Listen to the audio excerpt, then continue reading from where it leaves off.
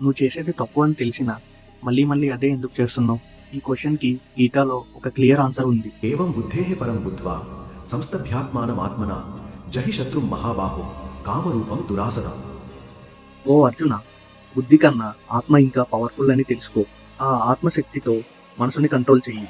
అప్పుడే కామం అనే శత్రువుని కూడా గెలవగలవు అని కృష్ణ చెప్తున్నాడు. అంటే నీకు తెలుసు ఈ హ్యాబిట్ నిన్ను వీక్ చేస్తుంది అని, ఈ పర్సన్ నిన్ను డిస్ట్రాక్ట్ చేస్తున్నాడు అని, కానీ ఆపలేవు. ఎందుకంటే మన లైఫ్లో అత్యంత పెద్ద శత్రువు బయట ఎవరో కాదు, అది కామం.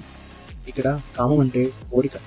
మనీ కోరిక కావచ్చు, అటెన్షన్ కోరిక కావచ్చు, ఇన్స్టాంట్ ప్లెజర్ కోరిక కూడా కావచ్చు. కృష్ణ ఇక్కడ క్లియర్గా చెప్తున్నాడు, ముందు బుద్ధితో అర్థం చేసుకో, తర్వాత ఆత్మశక్తితో మనసుని కంట్రోల్ చెయ్యి.